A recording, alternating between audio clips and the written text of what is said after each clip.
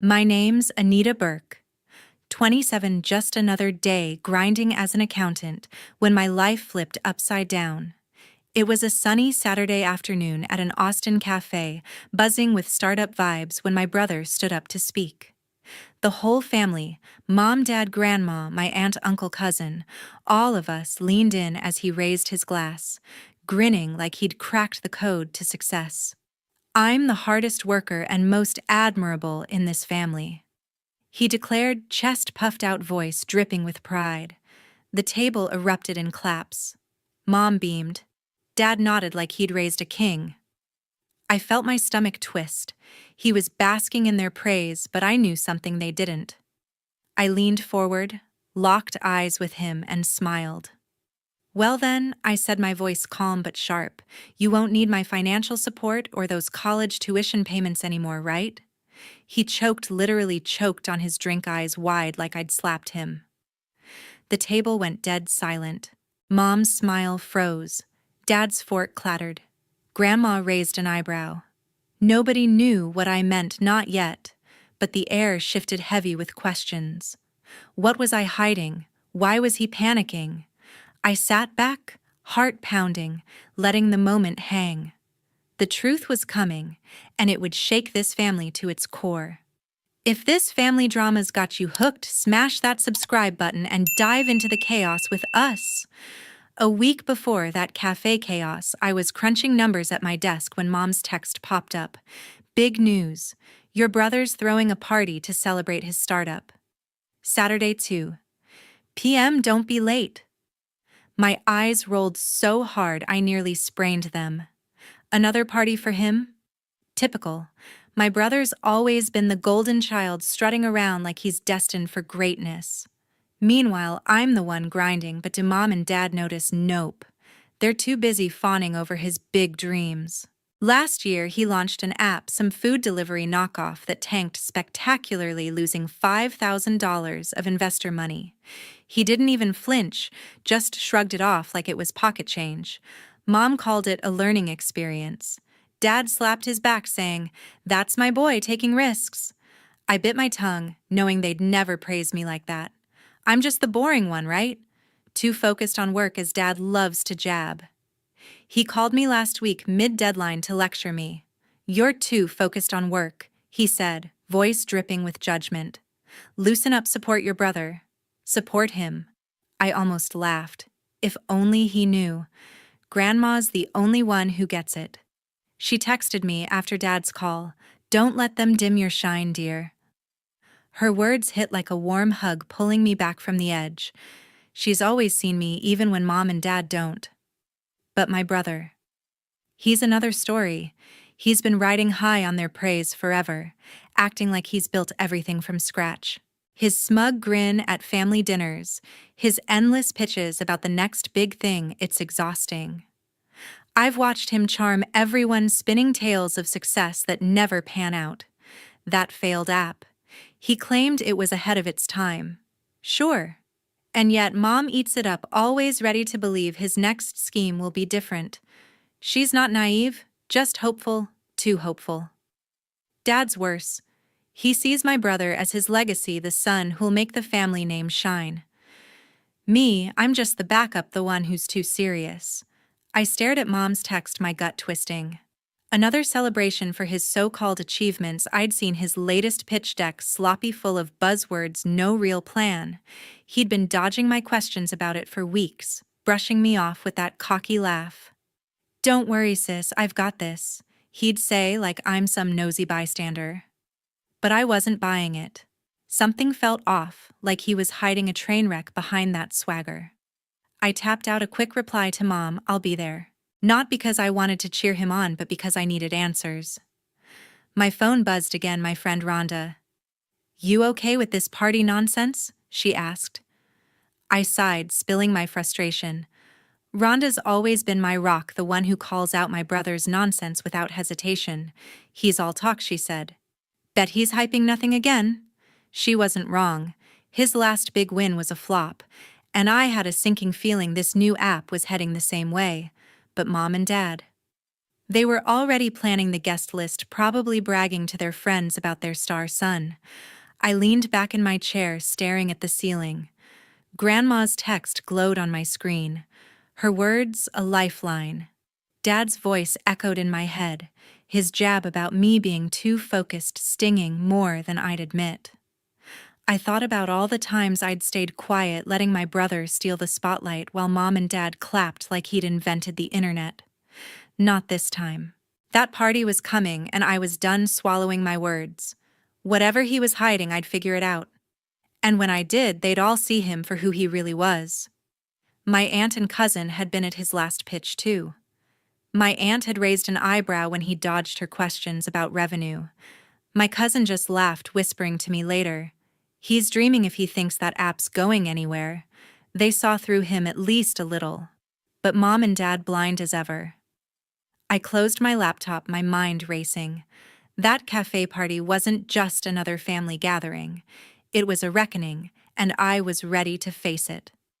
Back at the cafe, my brother was grinning like he'd already banked $1 million.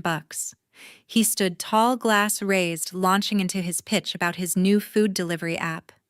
"It's revolutionary," he boasted, voice booming. "Seamless ordering, local restaurants, big investors lined up." Mom clapped first, eyes sparkling with pride. Dad nodded, muttering, "That's my boy." My aunt and cousin joined in their applause, echoing through the cafe. Grandma sat quietly, her gaze sharp, watching him like a hawk. I gripped my fork, feeling the weight of every lie he spun. His words were slick, but I knew the truth behind that polished act. I stood up, heart racing, and cleared my throat. The table fell silent, all eyes on me. So I said, my voice steady but cutting, "If you're this successful, I guess I can stop paying your way." My brother's grin faltered, his glass trembling. "What are you talking about, sis?" he snapped, but his eyes darted nervously. I didn't flinch. $10,000 for your college tuition every semester, I said. $15,000 for that app you're hyping. That's 25 grand from me to keep you afloat. The cafe seemed to freeze. Mom's jaw dropped. Dad's face darkened. My aunt gasped, and my cousin's fork clattered against her plate. "You paid for that?" my aunt demanded, turning to my brother. All this time, my cousin leaned forward, eyes narrowing. "So this app, it's not even yours?" She pressed, voice sharp with disbelief. He stammered, face flushing. "It's my idea," he insisted. "I've got investors, it's about to take off." But his voice cracked, betraying him. Grandma leaned in, her tone soft but piercing. "Then why's your sister footing the bill, dear?" she asked, her words landing like a quiet bomb. I felt a rush of warmth. Grandma always had my back, even when the room turned against me. Dad's chair scraped as he leaned forward, glaring at me. "You're stirring trouble." He snapped, his voice low and accusing. "Why bring this up now? Can't you just support him?" Support him. The words burned. I'd been supporting him for years, draining my savings while he paraded like a star. "I'm done carrying him," I shot back, my voice rising. Mom reached for my hand, her face torn. "Honey, why didn't you tell us?" she whispered, but I saw the doubt in her eyes, still clinging to his golden image. My aunt wasn't letting it go. "You've been taking her money and calling it your success?" she asked my brother, her tone sharp enough to cut glass. He squirmed, loosening his collar. "It's not like that," he muttered. "I'm close to a deal, just need a little time." My cousin scoffed, rolling her eyes.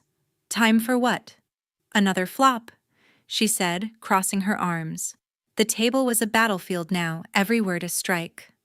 I sat back, watching him unravel, his charm crumbling under their questions. Grandma touched my arm, her voice low.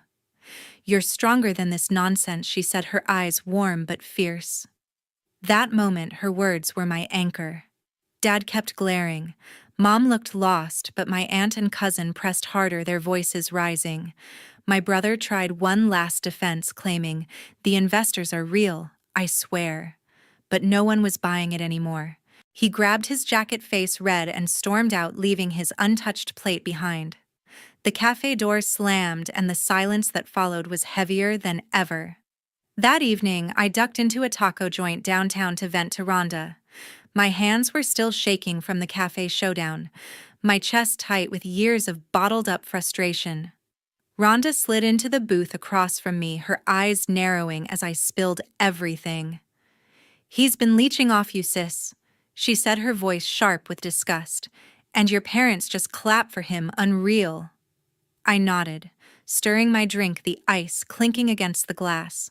She was right. I'd been propping up my brother's dreams, but for what? So he could bask in the spotlight while I stayed in the shadows. I'm done. I said, my voice firm for the first time in years. No more bailing him out. Rhonda leaned forward, her grin fierce. "About time," she said, raising her glass. "You've been carrying him way too long." Her words hit hard, like permission I didn't know I needed. I'd spent years justifying it.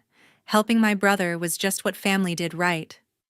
But family shouldn't mean bleeding myself dry. I stared at my phone, half expecting a text from him, some half-baked apology. Nothing. Just silence. Like he thought he could wait me out. My phone buzzed, but it wasn't him. Mom's name flashed on the screen. I hesitated, then answered. "Honey?" she said, her voice soft but urgent. "Can't you give him another chance? He's trying so hard." Trying? I almost laughed. She hadn't seen his lies unravel at the cafe, hadn't felt the sting of Dad's glares. "Mom," I said, keeping my tone even, "he's had enough chances." She sighed, her voice cracking. "But he's your brother." She pressed as if that erased everything. I clenched my jaw, the old guilt creeping in. She still saw him as the golden boy even now. Before I could respond, a text from Grandma popped up. "You don't owe him, dear. Stand your ground." I exhaled her words, cutting through the fog. Grandma always knew when I needed her, like she could sense my resolve wavering. I showed Rhonda the text, and she nodded, her eyes fierce. "She's right," Rhonda said. "He's not your responsibility." I leaned back, the weight of Mom's call still heavy. Why was it always on me to fix him? Why couldn't she see what he'd done? Then Dad called. I braced myself, knowing what was coming. "You're being too hard on him." He said, his tone sharp, like I'd betrayed the family. "He's young. He's learning. Why can't you support him?" Support him. There it was again, that same tired line. "Dad," I said, my voice low but steady. "I've supported him enough. It's time he stands on his own." He huffed, muttering something about me being selfish, then hung up. I stared at the phone, my heart pounding. His words stung, but I wasn't backing down. Rhonda reached across the table, squeezing my hand. "You're doing the right thing," she said, her voice steady. "Let him figure it out." I nodded, but the doubt lingered. Mom's pleading, Dad's anger, it was a lot. I'd always been the one to keep the peace, to sacrifice for the family. But tonight, something shifted. I wasn't just angry. I was tired. Tired of being the invisible one, tired of carrying his failures. Grandma's text glowed on my screen again, a reminder I wasn't alone.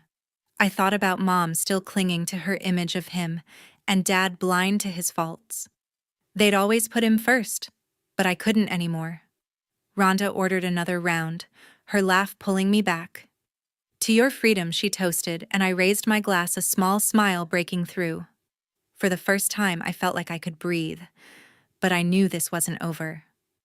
Mom and Dad wouldn't let it go, and my brother, he'd come back spinning another story. I wasn't sure what he'd try next, but I was sure of one thing: I wasn't paying for it anymore. 3 weeks later, Mom called me with a voice that carried bad news. "Honey," she said, her tone heavy, "your brother's in trouble." I sat at my kitchen table, gripping my coffee mug, already bracing for what came next. She explained how he'd lost his college scholarship, tens of thousands of dollars gone because he didn't submit financial reports on time. Worse, he was drowning in debt, 20 grand deep from his startup loans. I wasn't shocked, just numb. I'd seen this coming, but hearing it still hit like a punch. "He's working himself to the bone," Mom said, her voice pleading. serving tables, delivering food, barely sleeping. Can't you help him out? Help him. Again. The words twisted in my gut. I'd already given him so much only to watch him crash and burn. No, Mom, I said, my voice steady, but cold. He made his choices. She went quiet, then sighed like she was carrying his failures too. He's your brother, she whispered, but I cut her off. And I'm done being his bank. The line went silent and she hung up without another word. I called Rhonda right after, needing her clarity. Sis, you're not his lifeline, she said, her voice firm over the phone. He dug this hole. Let him climb out. I nodded even though she couldn't see me. She was right. He'd taken my money, my time, my trust, and thrown it away on a pipe dream. Now he was scrambling, juggling shifts at a diner and late-night delivery runs, his life unraveling. Part of me felt a pang of pity. He was my brother after all, but it faded fast. I wasn't going to let guilt pull me back in. Later that day, Grandma called. Her voice was warm, steady like always. You're doing the right thing, dear, she said, and I could hear the smile in her words. You've carried enough. I exhaled her words, washing away the doubt Mom's call had stirred. Grandma had a way of cutting through the noise, reminding me I wasn't wrong to protect myself. I pictured my brother bleary-eyed hauling trays or biking through Austin's streets, his swagger gone. He wasn't the golden boy anymore, just a kid in over his head. Rhonda texted me later, checking in. Heard he's falling apart, she wrote. You holding strong, I typed back. Yeah, no, going back. She sent a fist bump emoji and I smiled. Rhonda always knew how to keep me grounded. But Mom's words lingered, her plea echoing in my head. She still believed he could turn it around, that he was one good idea away from redemption. I wasn't so sure. His scholarship was gone, his startup was a bust, and those loans weren't going away. He'd built his life on promises he couldn't keep, and now it was collapsing. I thought about Dad too. He hadn't called since the cafe, probably still fuming that I'd turned on my brother. His silence spoke louder than words. He'd always seen me as the problem, the one who didn't believe enough. But I wasn't the one failing now. My brother's life was a mess. Late shifts, missed payments, exhaustion written all over him. I'd heard from a friend he looked like a ghost, bags under his eyes, barely holding it together. It wasn't my job to fix him, not anymore. Sitting there, sipping my coffee, I felt a strange calm. For years, I'd been the one to clean up his messes, to keep the family together. But now, I was choosing myself. Rhonda's support, Grandma's call. They reminded me I wasn't alone in this. My brother's fall was his own, and I wasn't going to catch him this time. He'd have to face the consequences, and I'd have to face whatever came next. A month later, my brother showed up at my apartment looking worn out. His eyes were sunken, his shoulders slumped, a far cry from the cocky kid who'd boasted at the cafe. He held out an envelope, his hands shaky. Here, he said, voice low. $1,000. I'm turning things around, sis. I took the envelope, my fingers brushing the crumpled bills inside, but my stomach churned. $1,000. It was a drop in the bucket compared to what he owed, and his vague tone set off alarms. Where'd this come from? I asked, keeping my voice neutral. He shrugged, avoiding my eyes. Been working hard, he mumbled. Serving tables, delivering food, even pulling shifts at a warehouse. I raised an eyebrow. 3 jobs sounded intense, but something about his story felt off, like he was selling me another pitch. He pulled out his phone, showing me a text he'd sent to Mom, paying Anita back, proving I'm serious. The message was all bravado, no details. Typical. I'd seen this act before. Big promises, shaky follow-through. I called Rhonda that night, needing her take. Sis, don't fall for it, she said, her voice sharp over the line. He's playing you, keep your distance. She was right. His sudden change felt like a show, a way to claw back into my good graces. I thought about his jobs, grueling low-pay gigs that barely dented his debt. Was he really trying, or just scrambling to save face? I wasn't buying his redemption story, not yet. My phone buzzed with a text from Grandma. Stay strong, dear. Her words were a lifeline, as always, pulling me back from the edge of doubt. I showed Rhonda the text, and she nodded. Listen to her, she said. He's got to prove himself without your money. I agreed, but part of me wondered if he could. He'd always leaned on charm to get by, but charm wouldn't pay off 20 grand. I pictured him hauling boxes in a warehouse, sweat-soaked and exhausted, or dodging traffic on his delivery bike. It was a grind, no question, but was it real change? He'd texted me again later, a selfie from the diner, apron on, grinning like he'd cracked some code. See, I'm legit now, the message read. But the grin felt forced, the words too eager. I didn't reply. His effort was something sure, but $1,000 and a photo didn't erase years of taking me for granted. I thought about Mom and Dad, probably cheering his comeback without asking questions. Dad hadn't spoken to me since the cafe, his silence a wall between us. Mom had gone quiet too, likely torn between her golden boy and me. Rhonda came over the next day, her eyes scanning the envelope on my counter. That's it, she asked, scoffing. He thinks this fixes everything. I shook my head, the weight of his debt still heavy in my mind. He's trying to look good, I said. But he's hiding something. Rhonda crossed her arms, her voice firm. Don't let him pull you back in. You're free now. Free. The word hit hard. I'd spent so long tied to his messes, but I was done being his safety net. Grandma's text stayed with me, her words a quiet anchor. I pictured my brother juggling shifts, maybe believing his own hype. But his vague answers, his quick grin, they didn't add up. He was performing, not changing. I wasn't going to let a few bills and a text fool me. Rhonda was right. Distance was my best move. Whatever he was planning, I'd wait and see. He'd have to do more than show up with $1,000 to convince me he was different. 2 months later, we gathered at Mom and Dad's for what should have been a simple dinner. The dining room was tense, forks clinking against plates, as my brother took center stage again. He stood up, chest puffed out, holding a check like a trophy. I've paid back $5,000, he announced, his voice brimming with pride.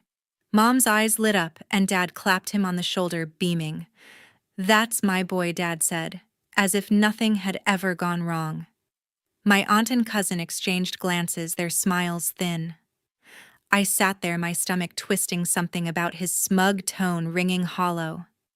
I'd heard whispers from a mutual friend that he'd been borrowing money, but he hadn't mentioned it. Where'd you get 5 grand? I asked, my voice calm but pointed. His smile faltered just for a second before he waved it off. Hard work, sis, he said, too smooth. I'm making things right. But his eyes darted to the side, a tell I'd seen too many times. I pulled out my phone, scrolling to a text from my uncle who'd let slip something troubling. Did you borrow that from Uncle Percy? I asked, locking eyes with him. The room went still. Mom's fork froze midair. Dad's grin vanished, and my aunt leaned forward, her brow furrowed. Borrowed? She asked, her voice sharp. You said you earned it? My cousin crossed her arms, her tone biting. So you're passing off a loan as your own money, she pressed. My brother's face reddened, his hands fidgeting with the check. It's not like that, he stammered. I'm good for it, I swear. But the confidence was gone, his voice shaky. Grandma, sitting quietly at the table's end, spoke up. You're stronger than this, dear, she said to me, her eyes steady and warm. Her words fueled me, cutting through the tension like a blade. I stood up, holding up my phone with the text from my uncle. He borrowed $5,000 from Uncle Percy last week. I said, my voice steady. No jobs, no savings, just another loan he's calling a win. Mom gasped, her hand covering her mouth. Dad's face darkened, but he didn't speak. My aunt's jaw tightened, and my cousin shook her head, muttering, Unbelievable. You're lying. My brother snapped, his voice rising. Why are you always against me? But my aunt cut him off. Is it true? She demanded, staring him down. He hesitated, then slumped back in his chair, the check crumpling in his hand. It's just temporary, he mumbled. I'll pay Percy back. My cousin scoffed. With what, another loan? She said, her words dripping with sarcasm. The table was a storm now, everyone's eyes on him, his lies laid bare. Dad finally spoke, his voice low and angry. "Why can't you just let him fix this?" he said to me, his glare cutting deep. "You're tearing us apart, tearing us apart." The words stung, but I held my ground. "He's the one lying, Dad."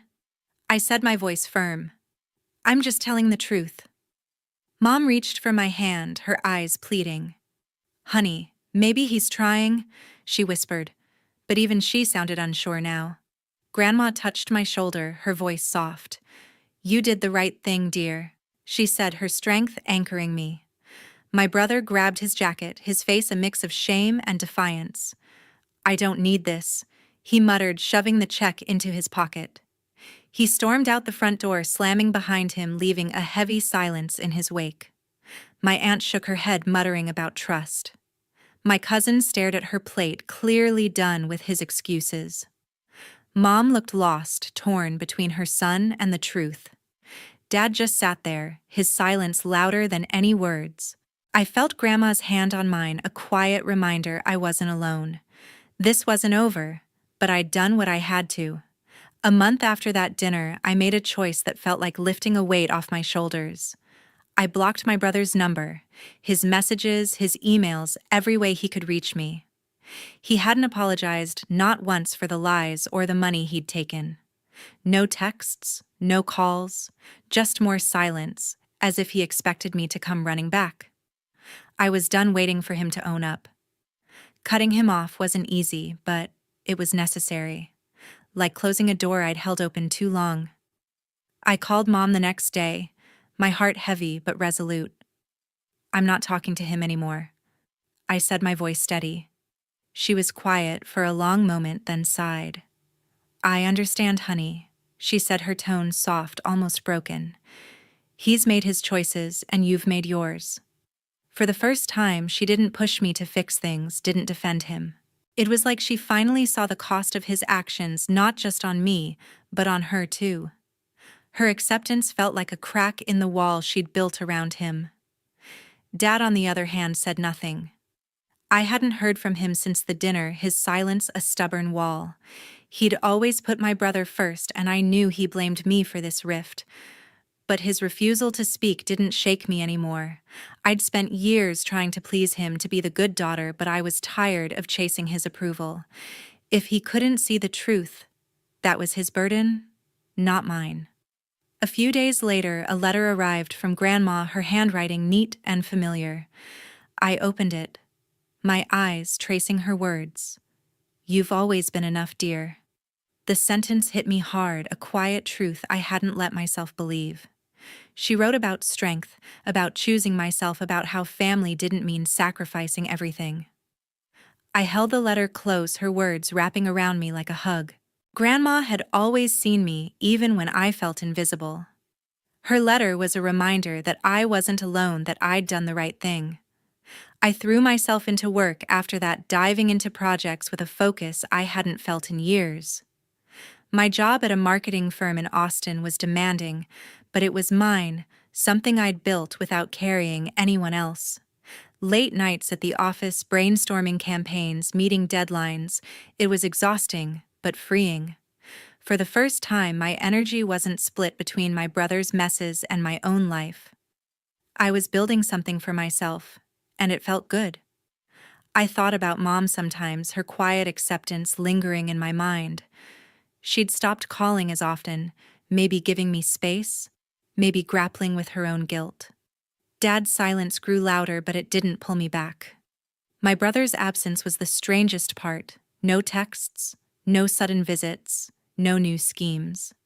I wondered what he was doing, if he was still juggling jobs or borrowing from someone else. But I didn't check. I didn't need to know.